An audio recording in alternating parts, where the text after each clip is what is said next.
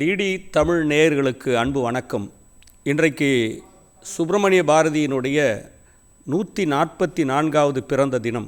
அவரை பாராட்டுகின்ற வகையில், அவரை போற்றுகின்ற வகையில் இந்த சிறப்பு கவிதை கருத்தரங்கம் ஒன்றை டிடி தமிழ் நடத்தி கொண்டிருக்கிறது. எல்லாம் இடத்திலும் கவியரங்கம் நடக்கும் அல்லது கருத்தரங்கம் நடக்கும். ஆனால் இது என்ன கவிதை கருத்தரங்கம் என்றால், கவிதையில் பாரதியை போற்றினால் ஒரு சிலருக்கு சென்று சேரும், கருத்தரங்கம் நடத்தினால் அது ஒரு சிலருக்கு சென்று சேரும். ஆனால் எல்லோரையும் சென்று சேர வேண்டுமென்றால் அது கருத்தையும் கவிதையும் சேர்த்து நடத்தினால் நல்லது என்று நினைத்தார்கள் டிடி தமிழ் நிறுவனத்தர். அதனுடைய முயற்சியின் காரணமாகத்தான் இந்த கவிதை கருத்தரங்கம். பாரதி எல்லோருக்கும் தெரிந்த ஒரு கவிஞன், ஒரு யுக புருஷன், ஒரு மகா கவி. பாரதியை குறித்து நாம் பேசிக்கொண்டே இருக்கலாம். குழந்தைகள் அவர்களுக்கு பிடித்த கவிஞன் பாரதி, வயதானவர்களுக்கு பிடித்த கவிஞன் பாரதி, பெண்களுக்கு பிடித்த கவிஞன் பாரதி, இளைஞர்களுக்கு பிடித்த கவிஞன் பாரதி. இப்படி எல்லாம் வயதினரையும் கவர்ந்த ஒரு கவிஞன் தான் பாரதி. அப்படி ஒரு கவிஞனை இந்த உலகம் கண்டதில்லை, இனி காணப்போவதும் இல்லை. அப்படிப்பட்ட ஒரு மகா கவிக்கு அவர் பிறந்த இன்றைய தினத்தில் அவரை நாம் போற்றுவது நம்முடைய கடமை. அந்த வகையிலே பாரதியை குறித்து ஒரு சில வார்த்தைகளை பேசிவிட்டு இங்கே 4 வந்திருக்கிறார்கள். 2 பாரதியை குறித்த கருத்துக்களை பதிவிட வந்திருக்கிறார்கள். மற்ற 2 தங்கள் கவிதை என்னும் பூமாலையை கொண்டு அவரை போற்ற வந்திருக்கிறார்கள். சமத்துவம் பேசிய பாரதிக்கு பிடித்த கவியரங்கம் இது. ஏனென்றால் 33 இட ஒதுக்கீடு இன்னும் பெண்களுக்கு நிலுவையில் இருக்க 25% விழுக்காடாவது இந்த மேடையில் கிடைத்ததே என்ற மன நிறைவு பாரதிக்கு. இந்த 4 பேச வந்திருக்காங்க, அதில் ஒரு பெண். அது 25% ஈடானது. பரவாயில்லை, ஓரளவுக்காவது நியாயமாக நடந்து கொள்கிறது இந்த சபை என்று நீங்கள் எல்லாம் நினைக்கலாம். முளைக்காத விதையெல்லாம் மண்ணுக்கு உரமாச்சு, நீ மாற்றி யோசித்தாய் முளைக்கும் விதைக்குள்ளே வைத்தாய் கவிதை என்னும் வீரத்தை. நீ மாற்றி யோசித்தாய் முளைக்கும் விதைக்குள்ளே வைத்தாய் கவிதை என்னும் வீரத்தை. முளைப்பால் மறந்த வயதில் கவிப்பால் குடித்தவன் நீ, முளைப்பால் மறந்த வயதில் கவிப்பால் குடித்தவன் நீ. எழுதுகோல் தான் பிடித்த போதுதான், எழுதுகோல் தான் பிடித்த போதுதான் கவிதையா ஐயோ கசக்குமே என்ற பாமரனையும் தேன் என்று பருக வைத்தாய். அள்ளி அள்ளி கொடுப்பார் பொருள் உடையார், இவர் யாவும் பாதம் வந்து விழுவார் உன் கவிதைக்கு. உலக உயிர்களெல்லாம் உம்மை பாடியது, உலக உயிர்களெல்லாம் உம்மை பாடியது. காலம் விரைந்தே உன்னை அணைக்க நாடியது, காலம் விரைந்தே உன்னை அணைக்க நாடியது. இது எல்லாம் உன் கவிதை ஜாலம் செய்த மாயம். கொடுமைகளைக் கண்டு கொதித்தவன் நீ, தான் தன் குடும்பம் நிலை உயராது போனாலும், தான் தன் குடும்பம் நிலை உயராது போனாலும் உலகம் உய்விக்க கவிதைகளை தானமாக தந்த கர்ணன் நீ. மானுடத்தை கவிதை என்னும் தூரிகை கொண்டு, மானுடத்தை கவிதை என்னும் தூரிகை கொண்டு படம் போட்டு காட்டிய வர்ணன் நீ. ஆண்டவனுக்கு பணிந்ததில்லை, அந்நியனுக்கும் நீ பணிந்ததில்லை. நீ இயற்கையை நேசித்தாய், அன்பை மட்டுமே சுவாசித்தாய்.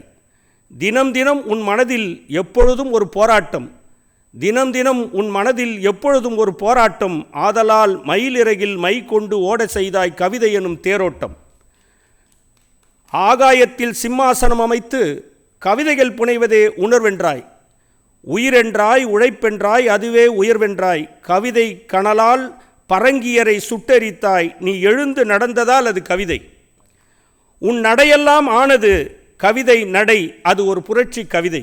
வளத்திற்காக கவிதை எழுதுபவர்கள் சிலர், தன் நிலத்திற்காக கவிதை எழுதுபவர்கள் சிலர். வளத்திற்காக கவிதை எழுதுபவர்கள் உண்டு, தன் நலத்திற்காக கவிதைகள் எழுதுபவர்களும் உண்டு. நீயோ தாய் நிலத்திற்காக எழுதியவன், அடிமை சாசனத்தை கிழித்தெறிய வந்த புரட்சி கவிஞன் நீ. இருளும் ஒளியும் எதிரானது என்றோம் நாங்கள், இருளும் ஒளியும் எதிரானது என்றோம் நாங்கள். இரண்டுமே ஒன்று, அது ஒரு தாய் பிள்ளை. ஒன்றில்லாமல் ஒன்றில்லை, ஒன்று மற்றொன்றின் பகுதி என்று உரைத்ததினால் நீ ஞான கவிஞன். ஒன்று மற்றொன்றின் பகுதி என்று உரைத்ததினால் நீ ஞான கவிஞன். ஒளியின் வடிவே காற்றென்றாய், காற்றின் வடிவே திரி என்றாய். காற்றுக்கும் சுடருக்கும் எவ்வகை உறவு என்று வினவிய நீ, தீயே உயிரின் தோழன், தீயே உயிரின் தோழன் என்று தீயை போற்றுகிறாய். வானவெளியில் சுடர்விடும் ஒளியும் காற்றினும் சிறந்தது என்றாய். புரிந்தது எனக்கு, நீ ஒரு விஞ்ஞான கவிஞன் என்று. எனக்குள் வந்து விழுந்தது ஒரு வினா, பாரதி, உன்னால் மட்டும் எப்படி கவிதைகளை அளவில்லாமல் கொடுக்க முடிந்தது என்று. என் மனம் என்னை மெல்ல கொட்டிவிட்டு சொன்னது, அறிவிலியே, கவிஞனிடம் கேட்கும் கேள்வியை ஒரு அட்சய பாத்திரத்திடம் கேட்பதா என்று. கவிஞனிடம் கேட்கும் கேள்வியை ஒரு அட்சய பாத்திரத்திடம் கேட்பதா என்று. அப்பொழுதுதான் புரிந்தது எனக்கு, அட்சய பாத்திரத்திற்கு அளவே இல்லை என்று. உன் கோபத்தில் உதித்தது பாஞ்சாலி சபதம், உன் பாசத்தில் உதித்தது பாப்பா பாட்டு, உன் பக்தியில் உதித்தது கண்ணன் பாட்டு, நீ காதல் வயப்பட்டதால் உதித்தது கண்ணம்மா பாட்டு. இப்படி பாரதியை பற்றி நாம் சொல்லிக்கொண்டே போகலாம். ஆனால் நமக்கு நேரம் குறைவாக இருக்கின்ற காரணத்தினால் நிகழ்ச்சியை துவக்கலாம் என்று இருக்கின்றேன். முதலாவதாக இங்கே கவிதை, கருத்து என்று சொன்னேன். முதலிலே கருத்தின் மூலம் பாரதி எப்படிப்பட்டவன், அவன் யார், பாரதி யார் என்பதுதான் இந்த கவிதை கருத்தரங்கத்தினுடைய தலைப்பு. பாரதி யார், கடைசியில் நாம் சொல்லுவோம் பாரதியார் என்று. அந்த வகையிலே மானுடம் நேசித்த மகாகவி பாரதி என்று தன் கருத்தை பதிய வைக்க வருகிறார் பாஸ்கரன் கிருஷ்ணமூர்த்தி. மகாகவி பாரதி விநாயக நான்மணி மாலையிலே எழுதுகிற ஒரு பாடல். பேசா பொருளை பேச நான் துணிந்தேன், கேட்கா வரத்தை கேட்க நான் துணிந்தேன், மண்மீதுள்ள மக்கள், பறவைகள், விலங்குகள், பூச்சிகள், புல் பூண்டு மரங்கள் யாவும் என் வினையால் இடும்பை தீர்ந்து இன்புற்று அன்புடன் இணங்கி வாழ்ந்திட செய்தல் வேண்டும். தொடக்க விதிகள் இதெல்லாம். பூமண்டலத்தில் அன்பும் பொறையும் சிறந்து விளங்குக, துன்பமும் இடிமையும் நோவும் சாவும் நீங்கி சார்ந்த பல்லுயிரெல்லாம் இன்புற்று வாழ்க வென்பேன், நீயும் உன் திருச்செவி கொண்டு திருவுளம் இறங்கி அங்கமே ஆகுக என்பாய் ஐயனே. இந்த மாதிரி துதிப்பாட்டு கேட்டிருக்கீங்களா? வரமெல்லாம் கேட்கல, துதிக்கெல்லாம் இல்லை. நீ எவ்வளோ பெரிய ஆள் தெரியுமா, உன்ன மாதிரி யாருமே இல்லை, உன்னை விட்ட வேறு யாரும் ரட்சகரே இல்லை அப்படிலாம் சொல்லலை. எடுத்த உடனே நான் ரொம்ப துணிச்சலாக ஒரு விஷயம் கேட்குறேன், நான் ஒரு விஷயம் பேசுகிறேன். இந்த மண் மீது இருக்கக்கூடிய மக்கள், விலங்குகள், பூச்சிகள், புல் பூண்டு மரங்கள் எல்லாம் என் வினையால் இடும்பை தீண்டு இன்புடன் இணங்கி வாதல் வேண்டும். ஞான ஆகாசத்து நடுவே நின்று நான் பூமண்டலத்தில் அன்பும் பொறையும் சிறந்து விளங்க வேண்டும், துன்பமும் இடிமையும் நோவும் சாவும் நீங்கி சார்ந்த பல்லுவெல்லாம் இன்புற்று வாழ வேண்டும். இவருடைய வினையினால். இப்படி யாரேனும் ஒரு துதிப்பாடலை எழுதி நீங்கள் கண்டிருக்கிறீர்களா? இல்லை, ஆண்டவனுக்கும் பயந்ததில்லை பாரதி. ஏதோ ஒன்று கேட்கலாம். ஆமாம், கேட்பதில்லை. இவர் சொல்கிறார், என் வினையால் இதெல்லாம் தீர வேண்டும், அத்தனை பேருக்கும் நல்லது நினைக்க வேண்டும், எல்லா இன்பமும் போக வேண்டும். ஆனால் தான் சொல்கிறேன், மகாகவி மானுடம் பாடிய மகாகவி. நாம் இந்தியாவை பற்றியோ தமிழ்நாட்டை பற்றியோ சக மனிதர்களை பற்றியோ சக உறவுகளை பற்றியோ மகாகவி பாரதி நிறைய எழுதியிருக்கிறார். ஆனால் மானிடம் என்று வருகிற போது அவருடைய சிந்தனை வேறு இடத்துக்கு போகுது. இப்போது யோசிச்சு பாருங்களேன், மானுடம் என்றால் என்ன? யாருக்கேன்னு உதவணும், யாருக்கா நல்லது செய்யணும், அவ்வளோதானே. மகாகவி பாரதி இதிலே ஒரு விநாயகர் அகவல் ஒன்று எழுதுகிறார். இதிலே விநாயகர் நான்மணி மாலையிலே அதுவும் வருகிறது. கடமை யாவன 3 சொல்கிறார். கடமை யாவன, தன்னை கட்டுதல், பிறர் துயர் தீர்த்தல், பிறர் நலம் வேண்டுதல், 3 சொல்லுகிறார். இல்லை, மகாகவி எங்கே மகாகவியாக ஓய்ந்து நிற்கிறான்னு பாருங்களேன், நல்லா யோசிச்சு பாருங்கள். பிறர் துயர் வேண்டுதல் இல்லை, பிறர் நலம் வேண்டுதல், பிறர் துயர் தீர்த்தல். துயரத்தில் இருக்கும்போது உனக்கான வேண்டது இல்லை. பிறர் துயர் நீங்க வேண்டுதல் என்னோட கடமை இல்லை. என்னோட கடமை என்ன அப்படின்னா, தன்னை கட்டுதல், பிறர் துயர் தீர்த்தல், பிறர் நலம் வேண்டுதல். பிறர் நலமாக இருக்க வேண்டும் என்று நான் வேண்டலாம், ஆனால் அவன் துயர் தீர வேண்டுமே நான் வேண்டேன்னு வச்சுங்களேன், என்னோடய கடமையில் நான் நழுவுகிறேன் ஆகிறேன். அவர் துயரை தீர்க்கணும். அது எங்கே கொண்டு வந்து போடுறாரு? விநாயகர் நான்மணி மாலையில் அகவலில் சொல்கிறாரு. இப்படி தான் இருக்கணும், சரிங்களா?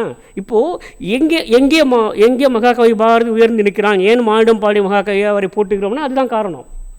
எல்லாரும் சொல்கிறதா உங்களுக்கே தெரியும். காக்கை குருவி எங்கள் ஜாதி, நீல் கடலும் மலை எங்கள் கூட்டம், நோக்கும் திசையெல்லாம் நாம் என்று வேறில்லை, நோக்க கலையாட்டம், ஜெயபேரிகை கொட்டுறாரு. எல்லாருக்கும் தெரியும்.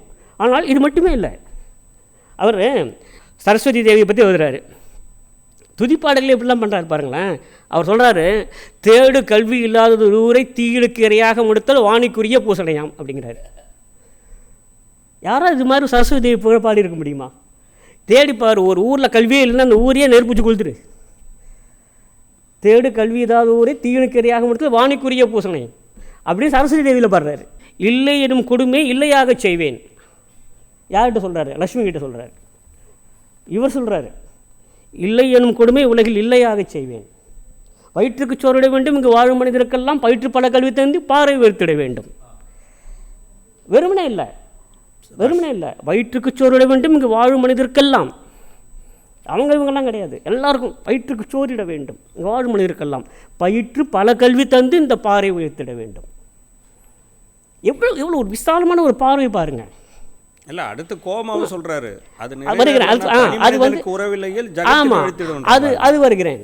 அதே மாதிரி நீங்கள் பார்த்தீங்கன்னா பாரத சமுதாயம் வாழ்கவே, வாழ்க வாழ்க பாரத சமுதாயம் வாழ்கவே, அதில் தான் நீங்கள் சொல்கிற அந்த வரிகள் வருகிறது. அதில் நீங்கள் பார்த்தீங்கன்னாக்க மனிதர் உணவை மனிதர் பறிக்கும் வழக்கம் இனி உண்டு, மனிதர் நோக மனிதர் பார்க்கும் வாழ்க்கை இனி உண்டு. என்ன மாதிரி பாருங்கள், மனிதனுடைய உணவை ஒரு மனிதன் உணவை இன்னொரு மனிதர் பறித்துக் கொள்வார் என்பது இது என்ன வழக்கம் இது? அதில் தான் மகாகவி பாரதி நீங்கள் சொல்கிறத கேட்குறார்.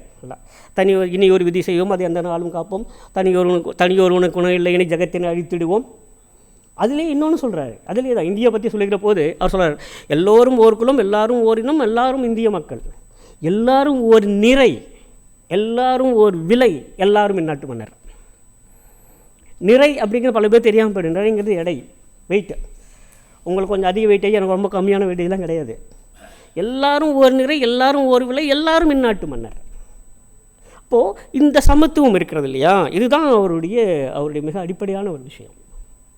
இப்போது என் பாட்டு திறத்தாலே வையத்தை பாலித்திட வேணும்னு சொல்கிறது ஒன்றும் பெரிய விஷயம் இல்லை.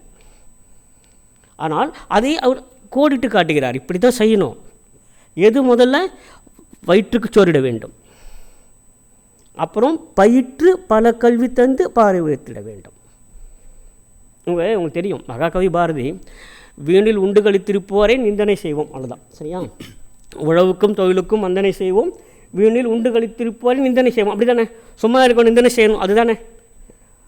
உழவும் தொழிலும் தனியாக பார்த்தார். உழவு தொழில்கள் இல்லை, உழவுங்கிறது ஒரு தனியான வாழ்க்கை முறை. உழவுக்கும் தொழிலுக்கும் வந்தனை செய்வோம், வீணில் உண்டு கழித்திருப்போரே நிந்தனை செய்வோம். உண்டு கழித்தப்போ நிந்தனை செய்வோம் தான் சொல்லியிருக்கீங்க. அதே பாரதி இன்னொருத்தர் வேறு மாதிரி எழுதுறார். மானுடரே நீ என் மதத்தை கை கொண்பீன். பாரதி சொல்கிறார், அவருடைய மதம், பாரதிக்கு ஒரு மதம் இருந்தது தெரியுங்களா? பாரதிக்கு ஒரு மதம் இருந்தது, அவரே எழுதுறாரு, மானுடரே நீ என் மதத்தை கை கொண்பீன், ஊனுடலை வருத்தாதீர், உணவு இயற்கை கொடுக்கும், உங்களுக்கு தொழிலுங்கே அன்பு செய்தல் கண்டீர். அதுதான் என்ன மாதிரி ஒரு விஷயம் பாருங்கள். அப்போது தின்ன வரும் புனிதனையும் அன்புடன் பார்க்க சொல்லக்கூடிய நெஞ்சு வேண்டும்னு கேட்குறார் மகாகவி பாரதி. இது வேணும் பரவாயில்லைங்க. விநாயகர் பற்றி விநாயகர்கிட்ட போயிட்டு கடமையாவன தன்னை கட்டுதல் பிற தீர்த்தல் அப்படிங்கிறாரு, அது பரவாயில்ல. அதுக்கப்புறம் லக்ஷ்மிகிட்ட போயிட்டு இல்லை என்னும் கொடுமை உலகில் இல்லையாக செய்வேன் அப்படின்னு லக்ஷ்மிகிட்ட போய் சொல்கிறாரு. வாணிகிட்ட போகும்போது கல்வியில்லாத ஒரு உரை தீடுக்கரையாக முடுத்தல் வாணிக்குரிய பூசணை அப்படின்லாம் சொல்கிறாரு. வெண்ணிலாவை பற்றி எழுதுறாரு. நீங்கள் யோசிச்சு பாருங்களேன், வெண்ணிலா வந்து அவ்வளோ அழகான ஒரு விஷயம். எல்லை இல்லாததோர் வான கல்லிலடி மேவும் வெண்ணிலாவே தான் எழுதுறாரு. அதில் ஒரு இடத்துல எழுதுறாரு, மோத வரும் கருமேகத்திரளினை வெண்ணிலாவே நீ முத்து அழகு தந்து ஒளிரச் செய்குவை வெண்ணிலாவே. அடுத்து எழுதுறாரு, தீமை புரிந்திட வந்திடும் தீயவர்க்கும் நன்மை செய்து ஒளி நல்குவர் மேன்மையர் அப்படிங்கிறாரு. அதாவது என்ன அர்த்தம் அப்படின்னா, அது கருமேகத்திரலாம், கருமேகத்தில் கருமையாக இருக்கும், முத்து எப்படி இருக்கும்? வெண்மையாக இருக்கும். முத்து பல்லழகி கேள்விப்பட்டிருக்கோம் இல்லையா? இப்போது கருமேகத்தை வந்து தன்னுடைய ஒளி கொடுத்து அது ஒரு வெண்மையான ஒரு மேகமாக அதுக்கு ஒளி கொடுக்குறதாம், ஒளி கொடுத்து ஒளிரச் செய்கிறதாம், சரிங்களா? அதையே அடுத்த வரியில் அவர் என்ன சொல்கிறாரு, தீது புரிந்திட வரும் தீயவர்க்கும் நன்மை செய்து ஒளி நல்குவர் மேன்மையர் அப்படிங்கிறார்.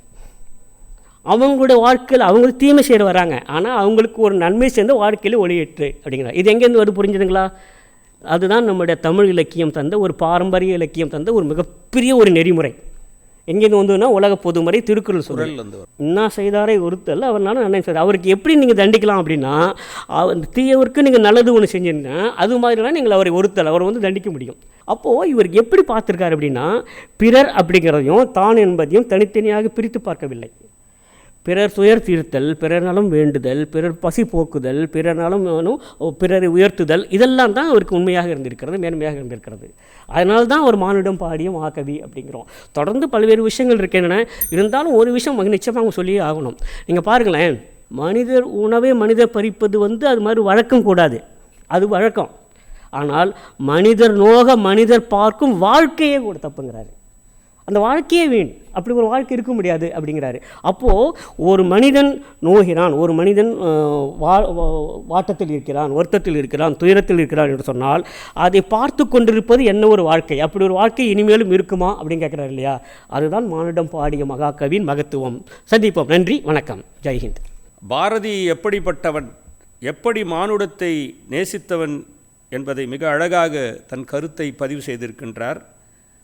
பிறர் துயரை தீர்க்க வேண்டும், பிறர் நலனை பேண வேண்டும். அது மட்டுமல்ல, மனிதர்கள் இங்கு பிறந்தவர்கள் என்றால் இந்த உலகத்தில் பிறந்தவர்கள் அத்தனை பேருக்கும் ஒரு தொழில் இருக்கிறது. அது என்ன தெரியுமா? வேறு எந்த தொழிலும் கிடையாது. அன்பு செலுத்துவது மட்டுமே தொழில் என்று ஆழமாக பதிவு செய்திருக்கின்றார். ஏன்னா இயற்கை உங்களுக்கு உணவு கொடுக்கும். அதை இயற்கையாக நீங்கள் விட்டுவிட்டால், இயல்பாக விட்டுவிட்டால் அது உங்களுக்கு அனைத்தையும் கொடுக்கும். ஆனால் அன்பு செலுத்துகின்ற வேலை மட்டும்தான் மனிதனுடைய வேலை என்று மிக அழுத்தமாக சொன்னான் பாரதி என்று அற்புதமாக தன்னுடைய கருத்தை பதிவு செய்திருக்கின்றார். அது மட்டுமல்ல, இறைவனிடம் வேண்டும்போது கூட எல்லாம் நாம் சாதாரண மனிதர்களாக இருக்கட்டும், அல்லது மகாகவிகள் பாரதியை விட முந்தைய கம்பனாக இருக்கட்டும், அல்லது இளங்கோவடிகளாக இருக்கட்டும், திருவள்ளுவனாக இருக்கட்டும், எல்லோருமே கடவுளை மரியாதையாக தான் பேசுவாங்க. ஆனால் கடவுளுக்கு இணையாக அதிகாரம் செய்து, அதனால தான் சொல்கிறான் பாரதி, காணி நில வேண்டும் பராசக்தி, எனக்கு காவல் புரிய வேண்டும்ன்றான். வேறு எந்த கவிஞனாக சொல்லியிருக்க முடியாது. உலகத்தில் எங்களுக்கு தெரிஞ்ச, எங்கள் அறிவுக்கு சிற்றறிவு கேட்டு ஒரு இறைவனை காவலுக்கு வைச்ச கவிஞன் உலகத்தில் எவனும் கிடையாது.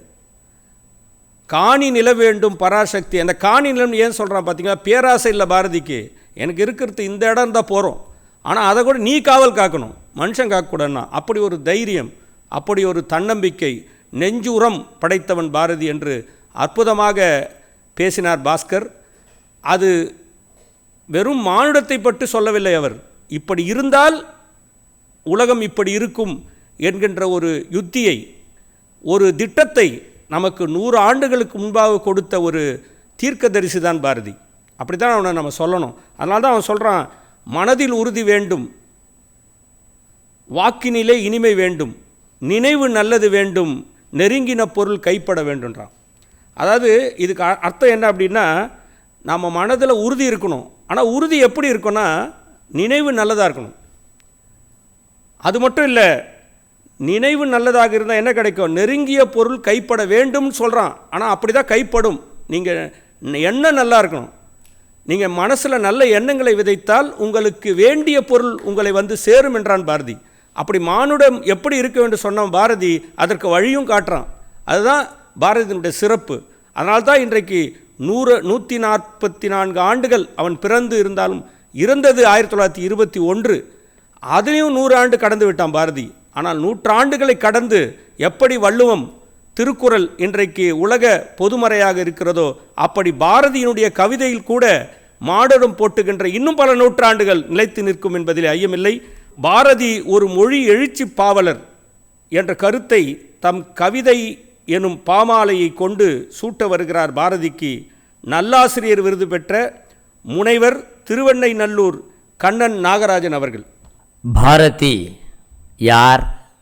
தமிழ் வாளை வீசியதால் மாவீரன், தமிழ்த்தாயை சிந்தித்த தவரூபன், தமிழ்த்தாயின் இன்காலை பூவாளம், தமிழ் தமிழ் என்று செய்த தமிழ்த்தேனி. இவர்தானே மகாகவி பாரதியார், இவர்தானே மக்கட்கவி பாரதியார். தமிழுக்கு கிரீடம் அணிவித்ததை பாவேந்தன் வார்த்தையில் சொல்லப்போனால், வங்கக்கடலும் ஆர்வலிக்கும் வார்த்தெல்லாம் பிறந்து வரும். கற்பனை வானில் கழுகு பாரதி, கற்பகத்தாயின் கனிவு இன்று கவியரங்கம் ஆய் மாறும் அற்புத கனித்தமிழ் கவிதை, இங்கே நற்புகழ் நிலைக்கும் கருவி. வெள்ளமாய் தேனாய் இல்லை இல்லை, கவிதை வெள்ளமாய் உருவாகும் சுனாமி. புயல் என்றால் 11 வயதினிலே புறப்பட்ட அம்பு அவன். ஆதலினால் கலைமகளே மறுபடி பிறந்து வந்தாள் பாரதி என்றானான். பாரதி இருக்கையிலே பழமையெல்லாம் வயிறு குலுங்கச் சிரித்த வள்ளல் அன்றோ பாரதி, வயிறு குலுங்கச் சிரித்த வள்ளல் அன்றோ. புதுமையை இனிமையாக்கி பசுமையை தமிழாய் மாற்றி பொதுமையை நமக்காயாக்கி நல்வரம் தந்தானே பாரதி. பாரதத்தின் ரதமெல்லாம் பூரதம் ஏற்றி வைத்து பொன்றதம் ஆன கவிஞன் தேர் ரதம் வடம் பிடித்தே தெளிவு தமிழ் தந்து வைத்தான். பாப்பா பாட்டு பாட அறிவான், பள்ளி அடித்து மட்டும் பாடி பைந்தமிழை தூங்காதிருக்கச் செய்த சொக்கட்டான் அவனன்றோ. சொக்கட்டான் என்றதுமே சொக்க வைக்கும் கவிதை நினைவுக்கு வருகிறதா? ஆம், பாஞ்சாலியை பைந்தமிழை தீட்டியவன்.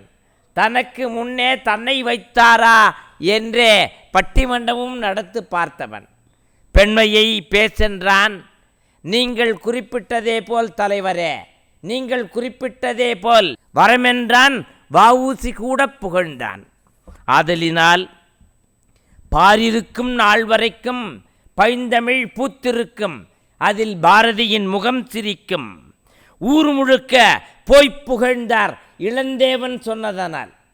ஊர் முழுக்க போய்ப் புகழ்ந்தார் இளந்தேவன் சொன்னதனால் அவர் தலைமையிலே அன்றைக்கு கவிதை வாசித்தேன். அந்த நினைவினிலே இன்றைக்கு உங்களை நினைக்கின்றேன். 11 வயதினிலே பாரதம் இழுத்ததனால், பாரதம் எடுத்ததனால், பூரதம் விளைத்ததனால் அவன் சரதமானான். தமிழுக்கு சத்தியம் சொன்னான்.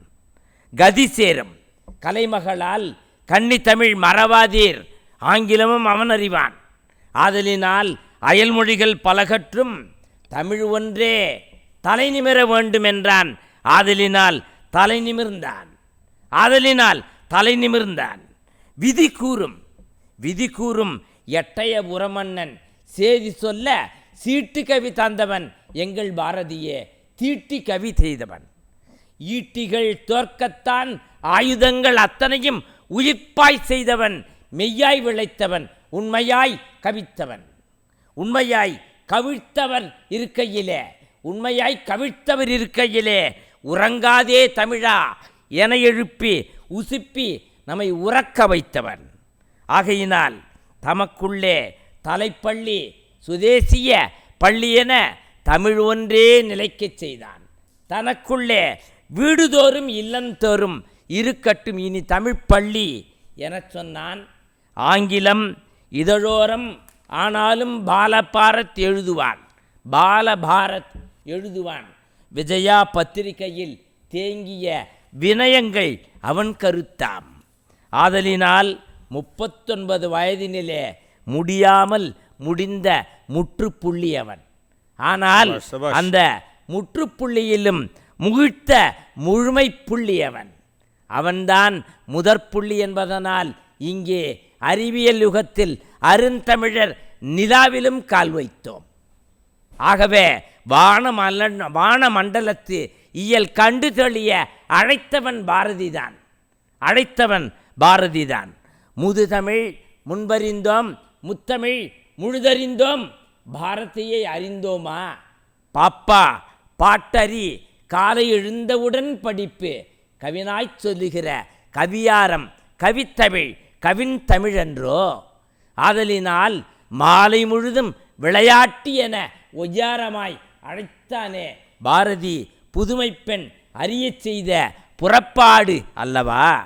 அத்தை மடி மெத்தையென அன்று காசி அழைத்தபோது அகதியானான். 6 விரல் சுட்டுவிட நிலத்தை கீறி இன்னமும்பான் எழுதி நின்றான். பாரதி போல் நினைத்தோருண்டா? பாரதி போல் சமத்துவம் விளைத்தோருண்டா? கோதுமை பண்டத்தை எங்கேயெல்லாம் சாகுபடி செய்தான். நீரை இணைத்தான், நதியை இணைத்தான், நிஜத்தை அல்லவா இழுத்து வந்தான். நம்மை இணைத்தான், நாட்டை இணைத்தான், நம்மையெல்லாம் மானுடத்தில் நாட்டி வைத்தான். ஆதலினால் மிக்கவே கடமை மிகவேதான் செய்தான். தக்கதே கடமை தகுதியேதான் தந்தான். ஆதலினால் பாரதி கவிதா மண்டலத்தில் புறப்படும் பாவேந்தர் முதலாக புவிவேந்தர் பாராட்டும் கவிவேந்தர் எல்லாரும் தனைக்கேற்றும் தலைக்கேற்றும் கிரீடம் இவன் எழுத்து. எழுத்தும் தெய்வம் எழுதுகோலும் தெய்வம் என்றன்றோ எழுத்தாய் மாற்றும் தலையெழுத்தை மாற்றும் தலைமை எழுத்தாக்கும். பழுத்த பகுத்தறிவு செல்லி பாரதியின் மறுபதிப்பு. ஆதலினால் பகுத்தறிவும் தொகுத்தறிவும் நூலறிவும் நுண்ணறிவும் ஏட்டறிவும் எல்லாம் பெண்மை பெற ஏற்றி வைத்த பகுத்தறிவு செல்லிதாசன் எங்கள் பாரதிதான். ஆதலினால் கீதைப்பாதை தமிழில் உண்டு. நமக்குள்ளே கீறி வரும் நிஜங்கள் உண்டு. வெற்றி பெறும் வாழ்த்தையெல்லாம் கீதாஞ்சலி மொழிபெயர்ப்புண்டு. வங்க சங்க சிங்க தங்க அங்கம் தன்னை மாற்றி தமிழே நெஞ்சம் என்று மாற்றும் மொழிபெயர்ப்பு கலையும் உண்டு. ஆதலினால் இங்கே பக்தி உண்டு, பற்றுண்டு, பைந்தமிழ் நாட்டு புத்தி உண்டு, பொறுமை உண்டு, பெருமை உண்டு. பாரதியின் நினைவு ஒன்றேதான் இனி வரப்போகும் நூற்றாண்டும் விடியட்டும். அந்த நினைவு ஒன்றேதான் வெள்ளி பனிமலையில் துள்ளி விளையாட நம்மை அழைக்கும். நமக்குள்ளே வெல்லும் தேச கீதம் பிறக்கும். விரிவாய் ஞானப்பாடல் வகுக்கும். ஆதலினால் தமிழ்ப்பாடல் சுயசரிதை தனிப்பாகங்கள் அத்தனையும் தரும் பாடல் தமிழ்ப்பாடல் கற்பனை ஊர்வம் பாடல். ஆதலினால் கற்பனையூரும் எழுதுவான் காட்டுவான். நமக்குள்ளே கைக்கோல் ஏந்துக என்றழைப்பான். வையத் தலைமைகள் என்று வாழ்த்துவான். பாரதியின் எழுத்தில் எழெல்லாம் சேரட்டும், பொருளெல்லாம் பூக்கட்டும், தொழிலெல்லாம் மாறட்டும். நீங்கள்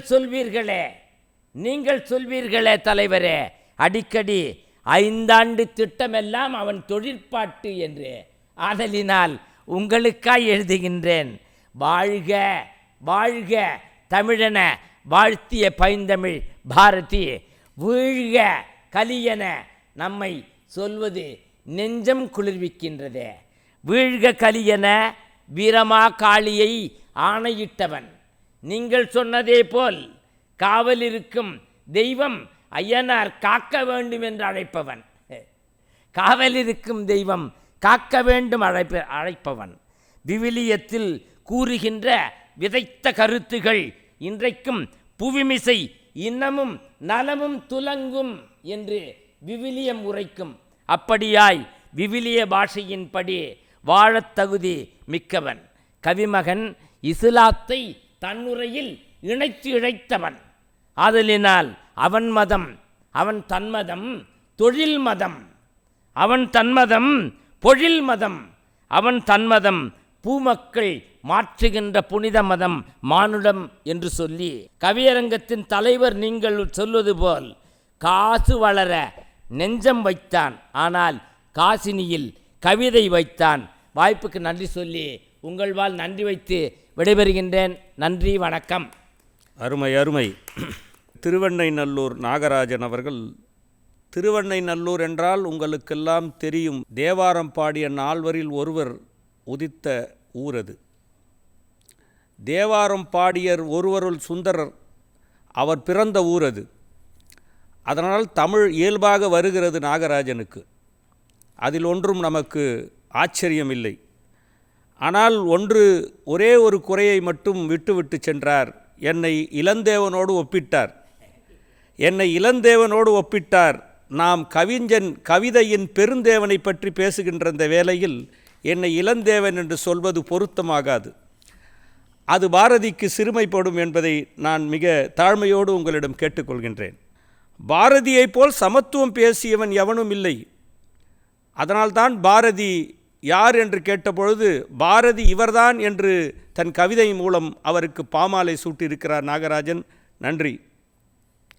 அடுத்ததாக டாக்டர் ஜெயஸ்ரீ, அவர் தஞ்சை மாவட்டத்தை சேர்ந்தவர். அவர் பாரதி செய்கின்ற தொழிலும் அவரும் செய்கின்றார். பாரதி கவிதையை படைத்தான். பாரதி கவிதை என்னும் குழந்தையை படைத்தான். ஆனால் தாய்மார்களின் குழந்தைகளே வெளியே எடுத்து உலகிற்கு குழந்தையை கொடுக்கும் தொழிலை செய்கின்றவர் ஜெயஸ்ரீ. அவர் ஒரு கைனகாலஜிஸ்ட். ஆனால் எப்படி இங்கு பாரதியை பேச வந்திருக்கிறார் என்றால், பெண்கள் பாரதியை பற்றி பேசாமல் இருந்தால்தான் தவறு. ஏனென்றால் பாரதி மட்டும்தான் உலக கவிஞர்களிலே பெண் உரிமையை ஒரு மிகப்பெரிய பொருளாக எடுத்து வைத்தவன். ஆனால் அந்த கவிதை தான் பின்னால் வந்த ஆட்சியாளர்களுக்கு அதை ஒரு சட்டமாக்குவதற்கு வழிவகுத்தது என்று சொன்னால் அது யாரும் மறுக்க முடியாது. ஆனால் பெண்களை விட பாரதியை போற்றுபவர்கள் யாரும் இருக்க முடியாது. என்னை பொறுத்தவற்றில் கேட்டால், பெண்களெல்லாம் அவர்கள் வீட்டில் மாமனார் மாமியார் தாய் தந்தை படத்தை வைத்து கும்பிடுவதை விட பாரதியை வைத்து வணங்கினால் நன்றாக இருக்கும். அதுவும் இந்த தினத்தில் நீங்கள் எல்லாம் ஒரு முடிவெடுக்கலாம். ஆடுவோமே பல்லு பாடுவோமே ஆனந்த சுதந்திரம் அடைந்து விட்டோம் என்றான் பாரதி. ஆனால் அவனுக்கு ஒரு மனக்குறை இருந்தது.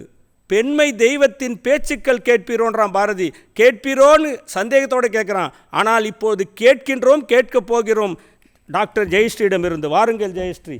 பாரதியின் பிறந்த நாள் அன்று 25% ஒதுக்கீடு கொடுத்து வாய்ப்பளித்த டிடி தூர்தர்ஷன் தமிழுக்கும் நடுவர் அவர்களுக்கும் மிக்க நன்றி. ஆடுவோமே பல்லு பாடுவோமே ஆனந்த சுதந்திரம் அடைந்து விட்டோமே. இந்த பாட்டை கேட்டது நம்ம நினைப்போம், ஆனந்த சுதந்திரம் அடைந்து விட்டோமே, மேபி 1947 அப்புறம் இந்த பாட்டு ஏதாவது வந்திருக்குமோ அப்படின்னு நம்ம நினைப்போம். ஆனால் இந்த பாட்டு எழுதப்பட்ட காலம் ஒரு கடுமையான காலம். ஆங்கிலேயர்கள் ஃபுல் பவரில் இருக்காங்க. 25 வருஷத்துக்கு முன்னாடி, சுதந்திரத்துக்கு முன்னாடி பாடப்பட்ட பாடல். நடுவர் அவர்களே, நான் உங்ககிட்ட ஒன்று கேட்குறேன். இப்போ ஒரு ஊருக்கு கிளம்பிக்கிட்டு இருக்கோம், ஏதோ அவசரத்தில் இருக்கோம், இல்லை ஒரு கடுமையான சூழ்நிலையில் இருக்கோம். அப்போ நம்ம மனநிலை எப்படி இருக்கும்? யாராச்சும் வந்து உங்ககிட்ட கேட்பாங்க, சார் இந்த விஷயம் அப்படின்னா என்ன சொல்லுவோம்? நம்ம உடனே கோவப்படுவோம். நான் கோவமாக இருக்கேன், நான் அப்போ அவசரத்தில் இருக்கேன், என்னால் இதெல்லாம் பண்ண முடியாது. அப்புறமா அந்த மாதிரியான ஒரு சூழ்நிலை இங்கே தமிழ்நாட்டில் எழுதிட்டு இருக்காரு, இங்கேருந்து துரத்துறாங்க, பாண்டிச்சேரிக்கு போகிறாரு, அங்கேருந்து தேடுறாங்க, எழுதக்கூடாதுன்னு தடை போடுறாங்க, ஒவ்வொரு இடமா மறைஞ்சு வாழ்ந்துக்கிட்டு இருக்காரு. அப்பா பாடுறாரு, ஆடுவோமே பல்லு பாடுவோமே ஆனந்த சுதந்திரம் அடைந்து விட்டோமே. இவரெல்லாம் தீர்க்கதரிசி. காலக்கணி என்ன தமிழ் அழகா தீர்க்கதரிசிக்கு ஒரு வார்த்தையை சொல்கிறாங்க, தொலை நோக்காளன் அப்படின்னு கூட சொல்கிறாங்க. என்ன ஒரு எண்ணம் பாருங்கள். நாங்கள் மகப்பேறு மருத்துவர் சொன்ன மாதிரி நாங்கள் எப்பயுமே சொல்லுவோம், பாசிட்டிவாக நினைங்க. குழந்தை வயிற்றில் இருக்குது அப்படின்னா அது எப்படி வளரப்போகுது, நல்லா வளருது, நம்மளோட டெலிவரி நல்லா இருக்கும், அது மாதிரி எப்பயுமே பாசிட்டிவாகவே நினச்சிட்டே இருங்க. அதுதான் வந்து உங்களுக்கு வந்து ரொம்ப ஒரு தைரியத்தை கொடுக்கும் அப்படின்னு. அதை வந்து ஒரு பெரிய விஷயத்துக்கு அன்றைக்கி இருந்த உலகத்தினுடைய காலகட்டம் பார்த்திங்கன்னா அந்த மாதிரி பல நாடுகள் அடிமையாக இருக்குது. ஆங்கிலேய அரசாங்கம் ஃபுல் கண்ட்ரோலில் வச்சுருக்கு தமிழர்கள், நம்ம இந்தியாவை. பல பிரச்சனைகள் நாட்டுக்குள்ளே. உணவுக்கு பல இடத்துல பிரச்சனை. முன்னாடி வந்து பாஸ்கரன் சாரும் சரி, கவிஞரும் சரி, நிறைய உணவு இல்லாமல் எவ்வளோ கஷ்டப்பட்டோம் அப்படின்றத பற்றி நிறைய பேசினாங்க. ஸோ அந்த மாதிரியான ஒரு காலகட்டத்தில் ஒரு கவிஞன் சுதந்திரம் அடைந்து விட்டோம் அப்படின்னு பாடுறாரு. பாஸ்கரன் சார் கூட அதை குறிப்பிட்டார். எல்லாரும் இந்நாட்டு மன்னர்கள். அது எப்படி வந்தது? இன்றைக்கி நம்ம ஓட்டு போட்டோம் அப்படின்னா நம்ம யாரை நம்ம வந்து தேர்ந்தெடுக்கிறோமோ அவங்க இந்த நாட்டுக்கான சட்டங்களை வகுப்பார்கள். அவர்களுக்கு ஆட்சி செய்யும் அதிகாரத்தை நாம் தான் கொடுக்கிறோம். அப்படி என்றால் நாம் எல்லோரும் மன்னர்கள். அப்போ இன்றைக்கி எழுதக்கூடிய சட்டத்துக்கான ஒரு கற்பனை, ஒரு தீர்க்க தரிசனம் அன்றைக்கே அவர்கிட்ட இருந்தது. ஸோ இது நாட்டினுடைய சுதந்திரத்தை பொறுத்தது. அன்றைக்கி பல கவிஞர்கள் இருந்தாங்க, பல மொழிகளில் பல கவிஞர்கள் நிறைய பேர் எழுதிட்டு இருந்தாங்க. இது நாட்டினுடைய விடுதலை. முக்கியமானது இன்னொரு அதில் ஒரு பகுதி இருக்குது. அவர் சொன்ன மாதிரி மாமனார் மாமியார்லாம் வீட்டில் எல்லாரும் கும்பிடுறாங்களான்னு தெரில சார், நீங்கள் சொன்னது. அம்மா அப்பா நம்பிக்கை இருக்கிறது, இன்னும் அந்த பாரம்பரியம் இருப்பதாகத்தான். ஆனால் பாரதிய கட்டாயமாக கூப்பிடணும்னு சொன்னீங்க, அதை நான் கட்டாயமாக ஒத்துக்கிறேன்னா.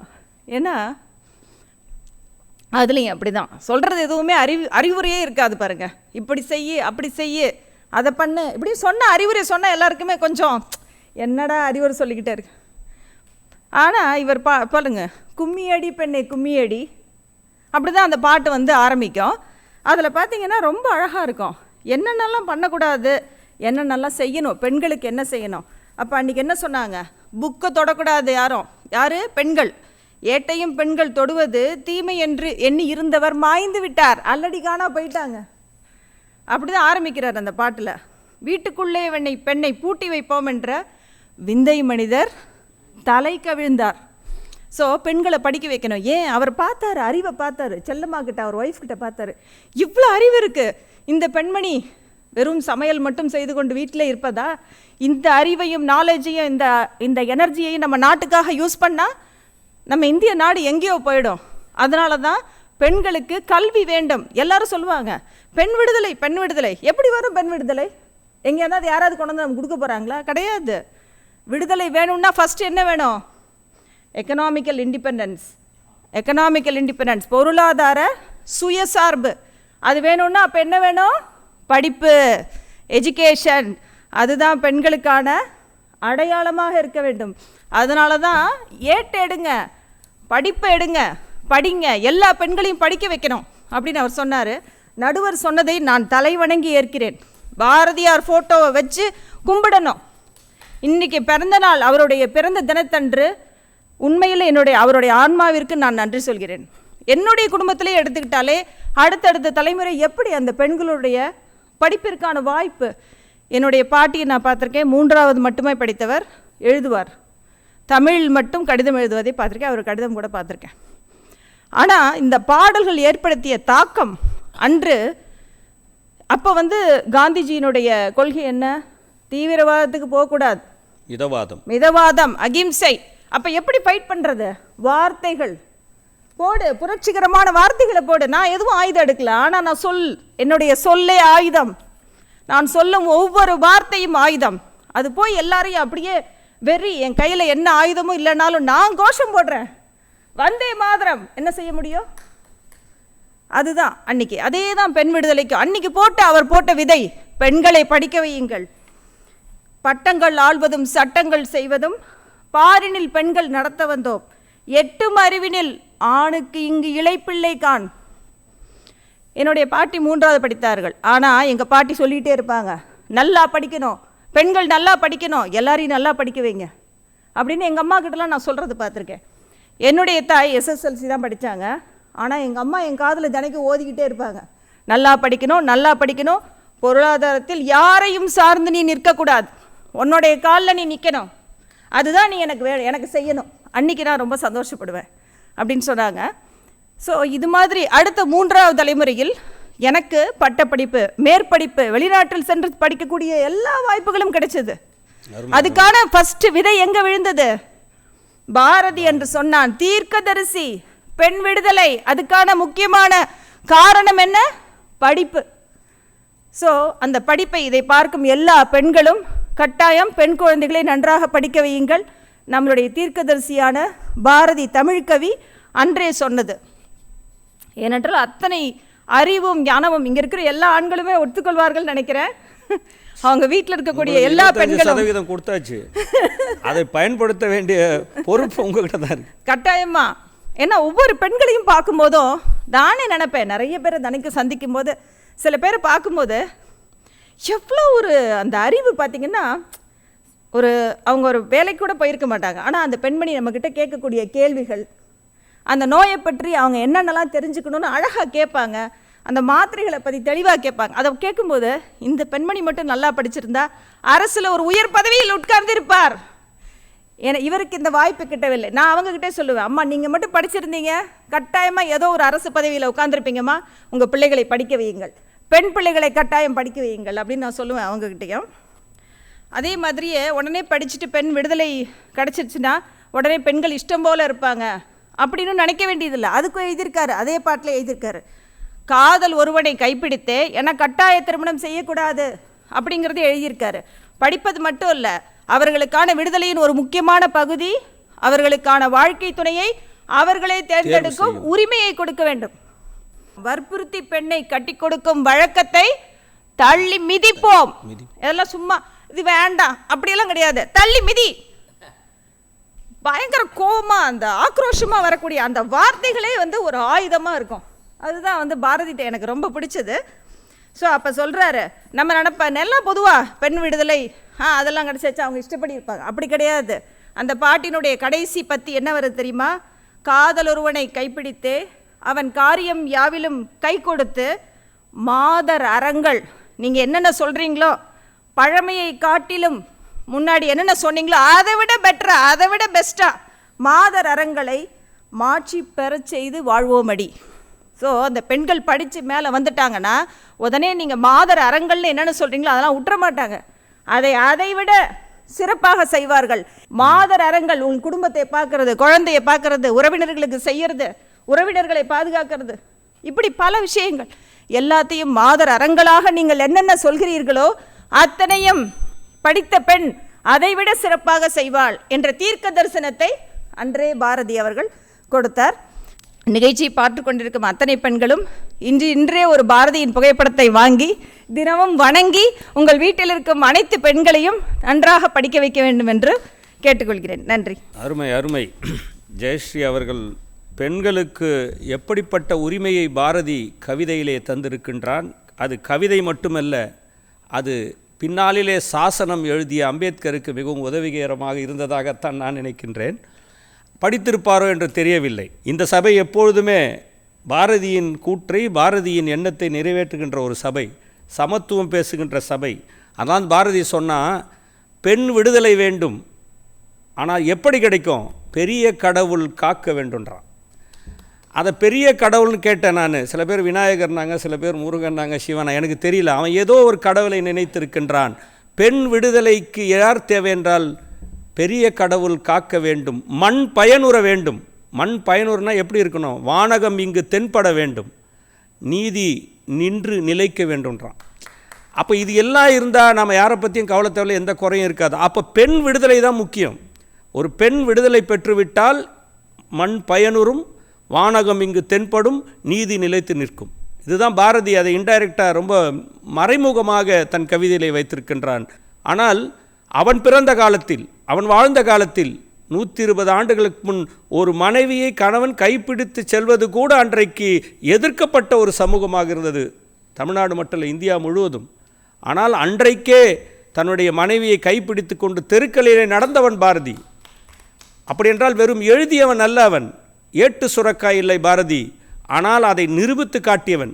அதனால் பல எதிர்ப்புக்கு ஆளானவன் பாரதி என்றால் அது மிகையாகாது. ஏன்னா அதான் உண்மை. பாரதி பல பேருடைய வெறுப்பை சம்பாதித்தவன். ஏனென்றால் அன்றைக்கு சிந்திக்க முடியாத கருத்துக்களை தன் கவிதை மூலம் தந்தவன். சமத்துவம் மட்டும் பேசினானா பாரதி என்றால் இல்லை, பெண் விடுதலைக்காக அதிகமாக பேசியவன் பாரதி தான். அது யாருமே அதை மறுக்க முடியாது. அப்படிப்பட்ட ஒரு மா கவிஞன். அடுத்ததாக நீங்கள் ஆவலோடு எதிர்பார்த்து கொண்டிருக்கின்ற கவிதை உலகிலே தனக்கென்ற தனி முத்திரை பதித்து கொண்டிருக்கின்ற கவிஞர், வழக்கறிஞர் இந்திரஜித் அவர்கள். அவர் ஒரு சின்ன துறை, ஆனால் கவிதையிலே ஒரு பெரிய துறை. வாருங்கள் இந்திரஜித். ஊமத்தம் புவியிலும் மகர்ந்த சேர்க்கை உண்டு, ஊமத்தம் புவியிலும் மகர்ந்த சேர்க்கை உண்டு, ஒதிய மரத்திலும் பறவைகள் கூடு உண்டு. ஊமத்தை புவியிலும் மகர்ந்த சேர்க்கை உண்டு, ஒதிய மரத்திலும் பறவைகள் கூடு உண்டு. மருத்துவர் அம்மா இருக்கிறார்கள், ஊமைக்கும் பிள்ளைகள் அழுதபடி பிறப்பது உண்டு, ஊமைக்கும் பிள்ளைகள் அழுதபடி பிறப்பது உண்டு. உகாண்டா நாட்டில் கூட அழகிகள் போட்டி உண்டு, உகாண்டா நாட்டில் கூட அழகிகள் போட்டி உண்டு. நாமத்தை வணங்கினால் ஊமத்தையும் கடவுள், நாமத்தை வணங்கினால் ஊமத்தையும் கடவுள், நம்மை நாம் வணங்கினால் நமக்கு நாமே கடவுள். கவிதை கடவுள் அனைவருக்கும் என் கைகூப்பிய வணக்கம். பாரதி ஒரு பாஸ்கரன், பாரதி ஒரு கவிதை பாஸ்கரன். நடுவர் சொன்னார், ஆண்டவனுக்கும் பயப்படாத பாரதி. ஒரு அடிஷனாக, இணைப்பாக, ஆண்டவனுக்கும் மட்டுமல்ல நடுவர் ஐயா அவர்களே, பாண்டவனுக்கும் பயப்படாதவன் பாரதி. சபாஷ் சபாஷ். பாண்டவனுக்கும் பயப்படாத பாரதி. 100 பேர் கௌரவர்கள், 5 பேர் பாண்டவர்கள், ஒற்றை பெண்ணுக்காய் கதிரை வைத்திருந்தான், அண்ணன் கையை எரித்திடுவோம் என்று பெண்ணை சூரியனாக்கி போற்றியவன் பாரதி. எனவே இங்கு முழு ஒதுக்கீடும் அவங்களுக்கு தான். இங்கு முழு ஒதுக்கீடும் பாரதியின் பார்வையில் பெண்களுக்கு என்பதுதான் சரியான உயரம். பறவைகள் உயர பறக்கின்றன, பர்வதங்கள் உயர்ந்தே இருக்கின்றன. பாரதி நடந்து வருகிற ராஜபர்வதம், பாரதி நடந்து வருகிற ராஜபர்வதம். பூக்களே வேர்களானால் பூமிக்கு பெருமை, வேர்களே பூக்களானால் விண்ணுக்கு பெருமை. இரண்டுமே ஒன்றானால் இயற்கைக்கு பெருமை. ஒரு புரட்சியாளன் கவிஞனாய் இருப்பது கவிதைக்கு பெருமை. ஒரு புரட்சியாளன் கவிஞனாய் இருப்பது கவிதைக்கு பெருமை. ஒரு கவிஞனே புரட்சியாளனாய் இருப்பது புரட்சிக்கு பெருமை. இரண்டுமே ஒன்றாய் இருப்பது தான் பாரதிக்கு என்றும் பெருமை. பாரதி சின்னசாமி பெற்றெடுத்த பெரியசாமி. பாரதி சின்னசாமி பெற்றெடுத்த பெரியசாமி. எட்டயபுரத்தில் எழுந்தருளி அல்லிக்கேணி அலங்கரித்த சொல்லு கேட்டாத சோபிதம். எட்டயபுரத்தில் எழுந்தருளி அல்லிக்கேணி அலங்கரித்த சொல்லு கேட்டாத சோபிதம். ஒரு வரலாற்று நிகழ்வை பாருங்கள் நடுவர் அவர்களே. இன்றைக்கு பாரதியினுடைய பிறந்த நாள். அவர் பிறந்த நாளை கவிதையில் பிரசவம் பார்க்க ஒரு பிரசவ மருத்துவரையே அழைத்து வந்து சபையிலே பாரதி வேடிக்கை பார்க்கிறான். அதுவும் திருவல்லிக்கேணியில். திருவல்லிக்கேணியில் பாரதிக்கு இன்னொரு பிரசவம்.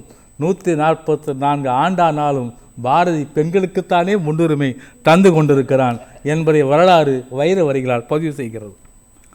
காசில்லாதவன் குற்றம் இல்லாதவன். காசில்லாதவன் அவன் காசியிலும் ஆதவன். மிகப்பெரிய படிப்பாளி. காசில்லாதவன் அவன் காசியிலும் ஆதவன், கவிதையில் மாதவன். அந்த மாதவன் அல்ல, பெண் தாய்.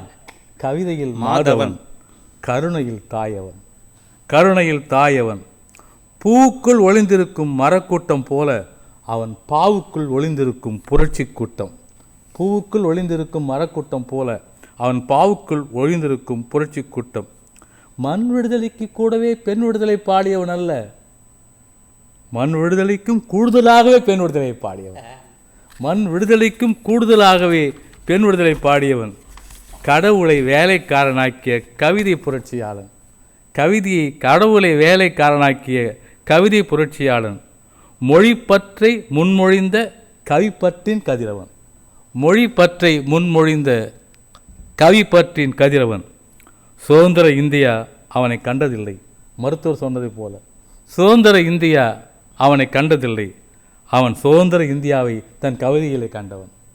சுதந்திர இந்தியாவை தன் கவிதையிலே கண்டவன். சாதிகள் இல்லையடி பாப்பா என சமூக புரட்சியை குழந்தைகளின் உள்ளங்களில் விதைத்தவன். எந்த நாட்டில் புரட்சி நடந்தாலும் இங்கிருந்தே அதற்கு பூபாலம் பாடியவன். எந்த நாட்டில் புரட்சி நடந்தாலும் இங்கிருந்தே அதற்கு பூபாலம் பாடியவன். புல்லரித்து போனவன்.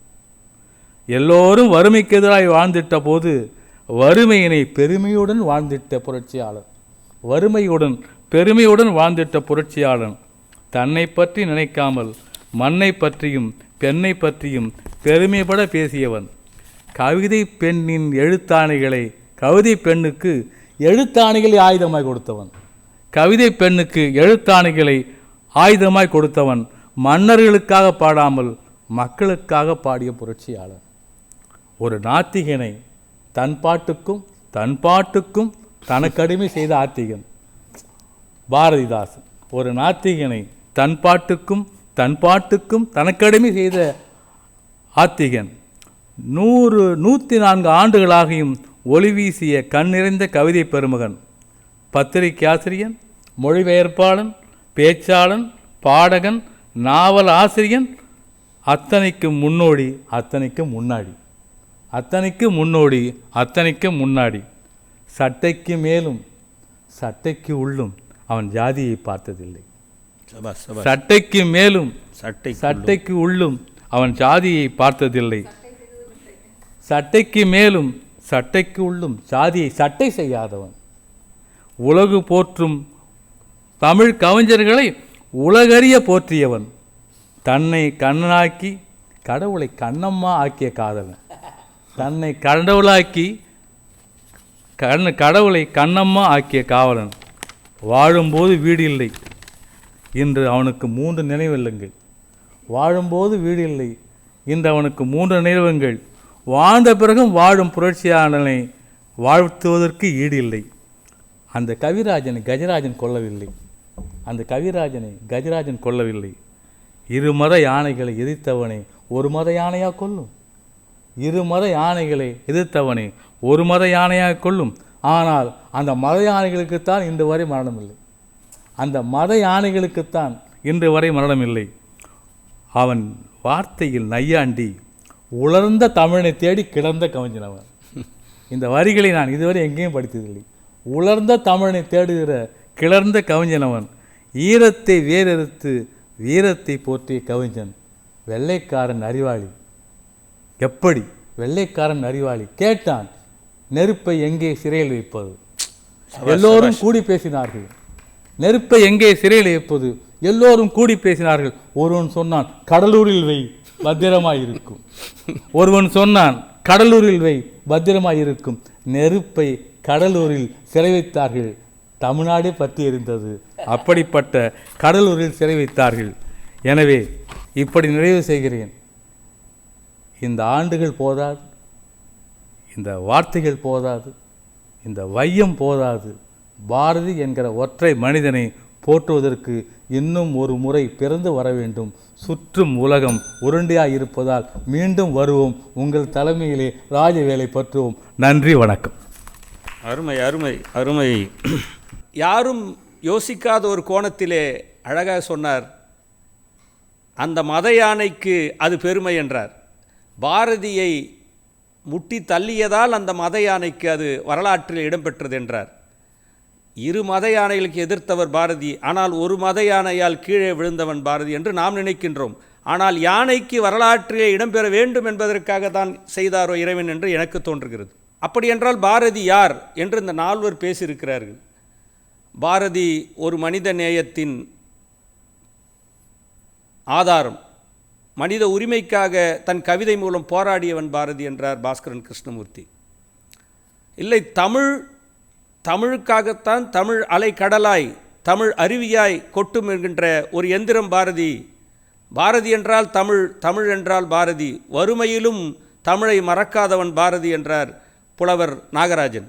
ஜெயஸ்ரீ சொல்லும்போது சொன்னார், உலகத்தின் பொது உடைமைக்கு பேசியவன் பாரதி அல்ல, உலகம் பொது உடைமையாக வேண்டும் என்றால் பெண்களுக்கு உரிமை கொடுக்கப்பட வேண்டும். அதுதான் பாரதியுடைய கனவு. அப்போ உலகம் உய்விக்க வேண்டும் என்றால் எது முக்கியம்? அதை செய்வோம், இதை செய்வோம், 5 அம்ச திட்டத்திற்கு வழிகாட்டினான் பாரதி என்றாலும் பேசினார்கள். ஆனால் பெண்களுக்கு விடுதலை இல்லை என்றால், பெண்களுக்கு வீர சுதந்திரம் இல்லை என்றால், ஞான சிந்தனை இல்லை என்றால், உலகம் எத்தனை வளர்ச்சியை கண்டாலும் அது முழுமை பெற்ற வளர்ச்சி இல்லை என்று சொன்னவன் பாரதி. அதற்கு உதாரணம் ஜெயஸ்ரீ. அடுத்த நிகழ்ச்சியிலே எல்லோரும் ஜெயஸ்ரீகளாக இங்கு அமர வேண்டும். ஏனால் 100% அவர்களுக்கே அந்த ஒதுக்கீடை தரலாம் என்று நினைக்கின்றோம். என்றால் பாரதியின் மனம் அப்பொழுதுதான் நிறைவடையும். தமிழ்நாட்டிலே பாரதி பிறந்தான் என்றால் தமிழ்நாட்டிற்கு எவ்வளவு பெருமை. பாரதிக்கு பெருமை இல்லை, இது யுக புருஷன் இங்கு அவதரித்தான் என்றால் இந்த மண்ணுக்கு பெருமை. அது பாரதியை 4 பேரும் ஒவ்வொரு கோணத்தில் பார்த்தார்கள். அதனால் அதை தொகுத்து நான் சொல்லுகின்றேன். மென்மையான மனம் கொண்டவன் பாரதி, ஆனால் மிகவும் தொன்மையானவன். வாய்மையை சுவாசமாக கொண்டதால் தாய்மையே அவன் அடையாளமானது. வாய்மையை கவிதையில் சுவாசமாக கொண்டதால் தாய்மையே அவன் அடையாளமானது. கோபம் அவனிடம் மின்னலாக வந்தாலும் அது யாருக்கும் மின்னலாக அமைந்ததில்லை. அதிகாரமெல்லாம் அவனிடம் அடங்கி போகும். நாம் பார்த்திருக்கின்றோம். அதிகாரமெல்லாம் அவனிடம் அடங்கி போனது. போலியான அன்பால் கூட அவனை வீழ்த்தி விடலாம். சாதி மதம் மொழி இனம் அனைத்திற்கும் அப்பாற்பட்டவன் பாரதி. அவனோ எல்லை மீறாது எல்லையை கொண்டவன். உண்மையின் உரைக்கல் பாரதி, மனித நேயத்தின் மாட்சி.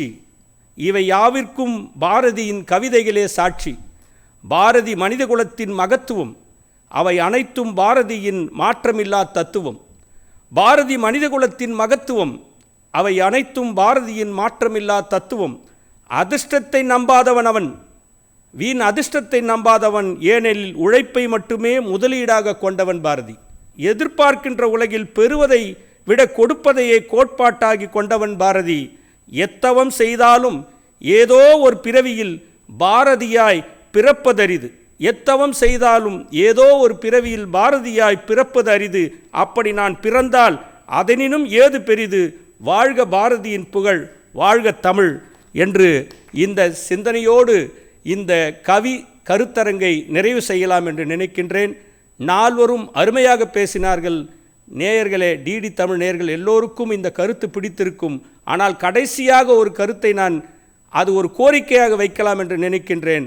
டாக்டர் ஜெயஸ்ரீ அவர்கள் சொன்னது போல, இன்று முதல் அனைத்து பெண்களும் உங்கள் வீடுகளிலே பாரதியின் உருவப்படத்தை வைத்து வணங்கினால் இன்னும் வீரமாக இருப்பீர்கள்.